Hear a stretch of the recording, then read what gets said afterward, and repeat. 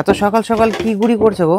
এই যে তোর মা পিঠে খাবে, ওর জন্য সকাল সকাল আতপ চাল আর সেদ্ধ চাল ভিজিয়ে রেখেছিল কালকে, সেইটা আজকে ঢেকিতে কুটে নিচ্ছি,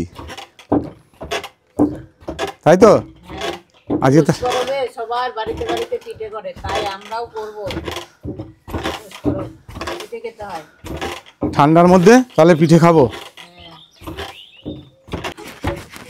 বাবার মা এত সকালবেলা কি করছো? এই দেখছিস না, ঢেকিতে চালের গুঁড়ি করছি।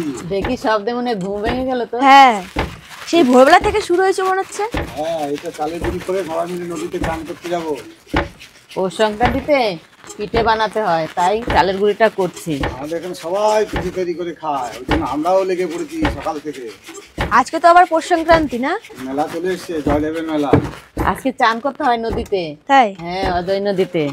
এই ঠান্ডার ভিতরে? হ্যাঁ, আর চালের গুঁড়িটা করেই চান করতে যাব, তারপরে এসে পিঠেটা তৈরি করব, তারপর আবার মেলা আছে। দারুণ মজা হবে তাহলে আজকে। হ্যাঁ,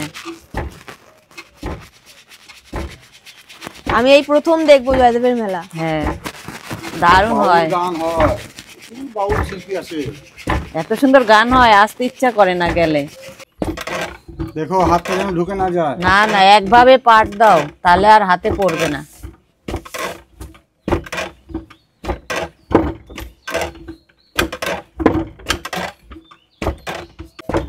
কত সুন্দর চালের গুঁড়িটা হয়েছে, এত সুন্দর পড়ছে চালন দিয়ে। ঢেকিতে করলে প্রচন্ড মিহি হয় তো। আর পিঠেটাও ভালো হয়।